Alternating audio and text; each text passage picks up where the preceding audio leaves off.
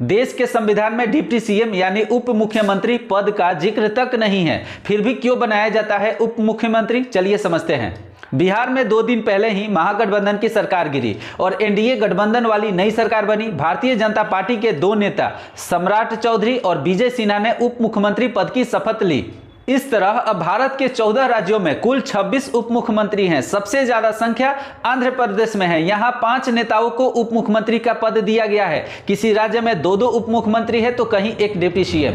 विचित्र बात यह है कि संविधान में कहीं भी यह नहीं कहा गया है कि किसी भी राज्य में उप मुख्यमंत्री या उप प्रधानमंत्री का पद होना अनिवार्य है। इतना ही नहीं, संविधान में इन पदों के बारे में कुछ कहा भी नहीं गया है। सुप्रीम कोर्ट के अधिवक्ता विराग गुप्ता ने बताया, देश के संविधान में राज्यों के मुख्यमंत्री और मंत्रियों के बारे में अनुच्छेद 164 में प्रावधान है, लेकिन उप मुख्यमंत्री के बारे में कुछ भी नहीं बताया गया है। यहां तक कि इस पद का जिक्र भी नहीं किया गया है। दरअसल किसी भी राज्य में उप मुख्यमंत्री के जिम्मे कोई ऐसा काम नहीं होता है जो सिर्फ उन्हें ही करना है। राज्य सरकार का नेतृत्व मुख्यमंत्री के हाथों में होता है। उप मुख्यमंत्री का पद सिर्फ एक प्रतीकात्मक पद है जो इसलिए बनाया गया है ताकि सबको पता चल सके कि इस पद के नेता का राज्य में नंबर 2 की हैसियत रखता है। इसके अलावा कई बार जातीय समीकरणों को साधने के लिए भी 1 या 2 उप मुख्यमंत्री पद बनाए जाते हैं। कई राज्यों में तो केवल किसी नेता को संतुष्ट करने के लिए भी उन्हें उप मुख्यमंत्री का पद दे दिया जाता है।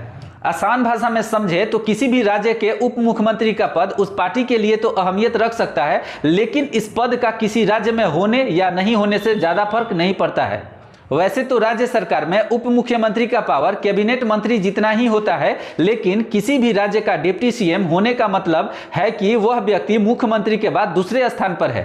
संविधान के अनुच्छेद 164 के अनुसार हर राज्य का एक मुख्यमंत्री होगा। संविधान में डिप्टी सीएम के पद का कोई जिक्र नहीं किया गया है। ऐसे में पार्टी इस पद पर जितने चाहे उतने नेताओं को रख सकती है। ऐसे ही नॉलेजेबल वीडियो देखने के लिए हमें फॉलो और सब्सक्राइब जरूर करें। धन्यवाद।